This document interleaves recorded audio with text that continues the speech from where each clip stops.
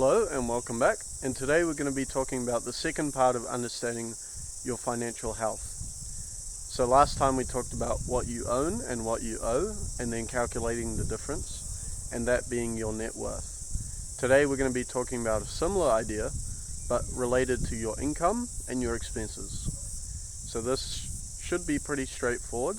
All you want to do is go ahead and write down all the places that you can earn money, whether it be a part-time job, something from the government, whether it's StudyLink or a benefit or something else, any kind of income source that you have, and you want to write that down and figure out how much that is on a monthly basis. So you may need to multiply it if it's weekly to get it into a monthly number, or you may need to divide it if it's a yearly number, something like that. And you want to figure out how much per month do I get from each of these income sources, and you want to add that up.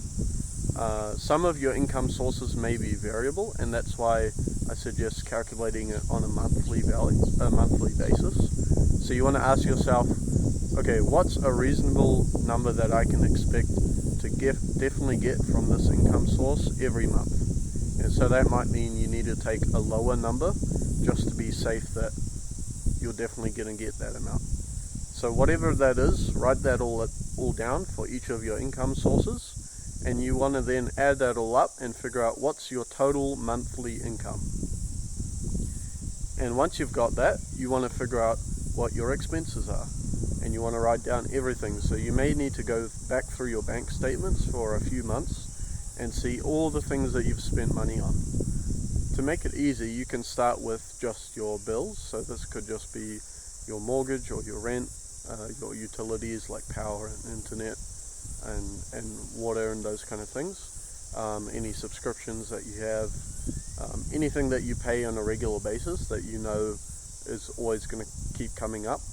And then you also want to figure out, okay, on average, how much do I spend on food, how much do I spend on just everyday expenses like that as well, and kind of figure out a total expenses over a month period.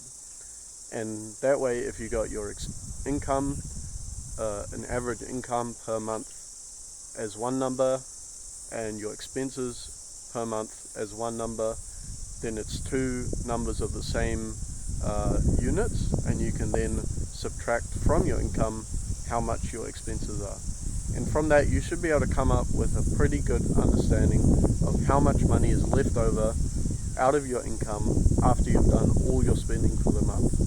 And this number you can basically think of as your savings.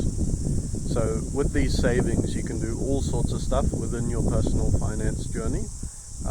Put it towards all sorts of things, which we'll talk about in the other videos. But if this number for you is not positive, if you from your income subtract your expenses that you expect every month, and you actually get a negative number, that means you have a few options.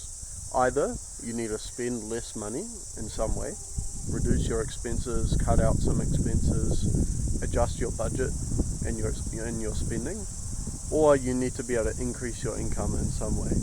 And that may be easier or harder for some people, but that might mean working more hours, getting a second job, or asking your boss for a raise. In some way, you need to make that number at least balanced, so that your income is at least not less than your expenses. And ideally, you want to have that savings rate to be as high as you can, because the bigger that number is, the more quickly you can move forward financially, and the more healthy you can be financially. So that's all for today.